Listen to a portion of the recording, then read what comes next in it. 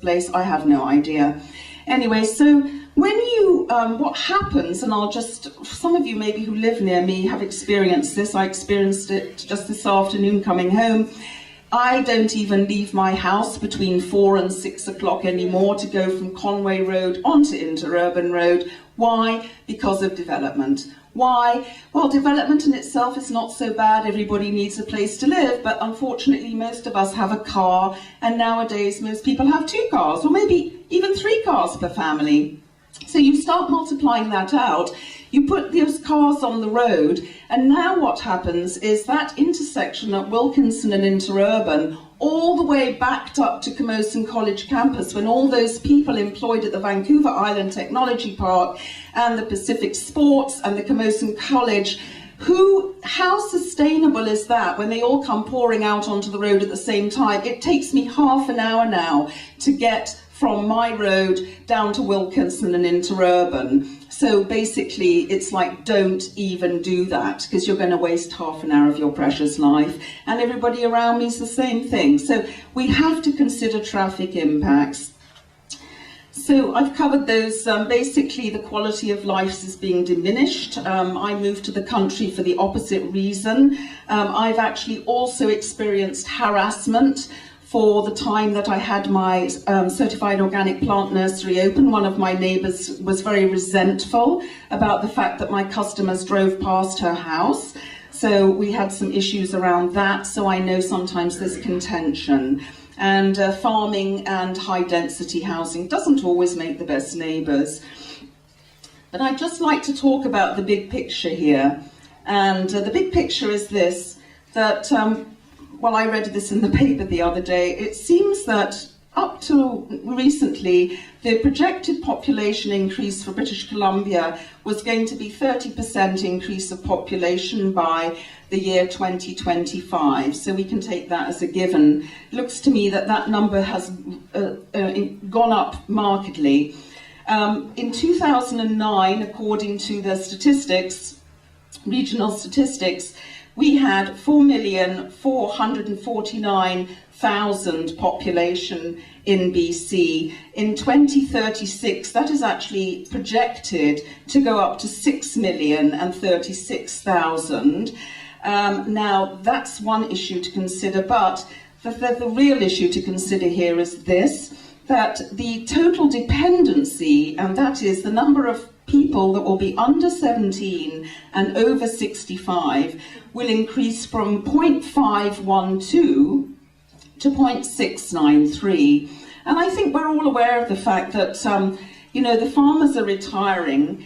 We live on a beautiful island here. We have many fertile valleys. If you drive up the island like I just did a month ago, you'll see that it's gorgeous. There's masses and masses of green fields, and they're all full of hay.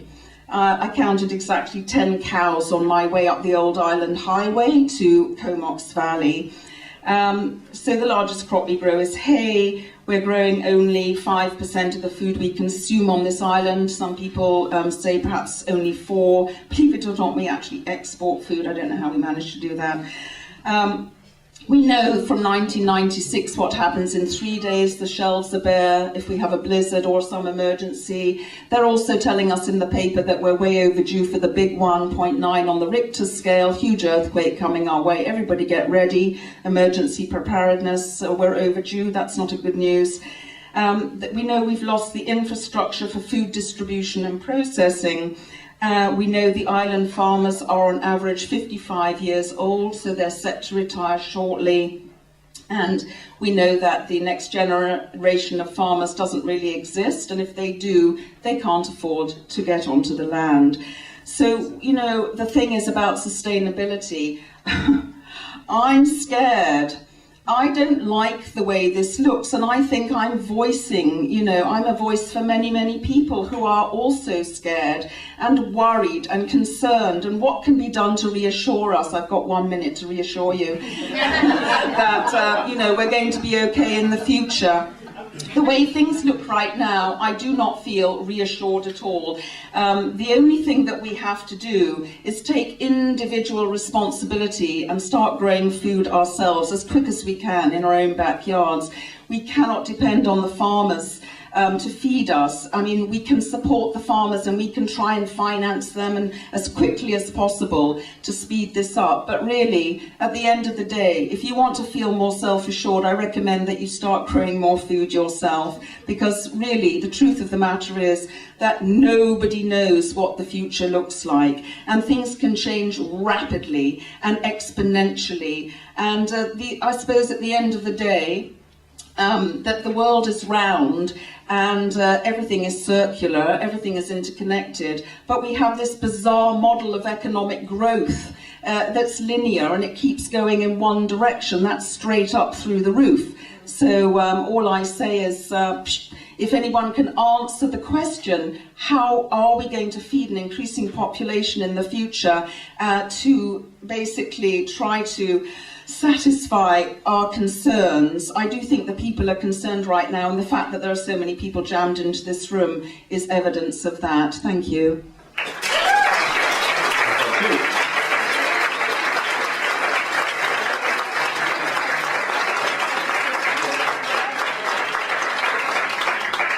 And last and certainly not least, the husband. In front of Carol. I'm not sure about the other panelists. I know Carolyn came here, but I, like Carol, was born here, and I've been here virtually my whole life, and I'll turn 70 this year. So it's a long period of time. And I've lived in the neighboring municipality to here I was just working it out, for 44 years in the Highlands. So I live rurally. I fought to keep our community rural, and I do know what development pressures mean, because we have Bear Mountain in our backyard. And we all know where that went and how quickly we lost that land and the destruction of the land. It was a very rich area full of wetlands and small lakes and other areas, and it's all gone. And what is it gone for, you might ask? So we just need to know, and that's why I'm so committed to planning, because that's how I became an activist, was because I lived in the Highlands and because I cared about protecting our green spaces and our rural landscape, because they're the most under attack. And if you ask anybody in rural areas, and I particularly think about Machosen and the people not right in Souk but beyond Souk and some of the other areas, and it has been extremely difficult and continues to be so. So I'm a great supporter of the regional growth strategy and official community plans, and believe in upholding planning. I think it's absolutely essential if we care about a livable future in the region, and it is a regional growth strategy because we all are part of it and we all have to protect it. And I certainly support what all the other people spoke, and I'm trying not to repeat what people have said. And that's a difficulty. We have, I think that the whole question here is this, as I think Deborah pointed out very clearly, is this in the right place? You know, the scale and the density and the location, and we have to really look at that. But just to give you the details, because I don't think they've been given, and I said I would do that, it is a proposal from a developer to rezone 32 acres of rurally zoned agricultural land. It's not in the ALR, it's A1, adjacent to ALR lands on 3 sides, and to remove it from that agricultural zone.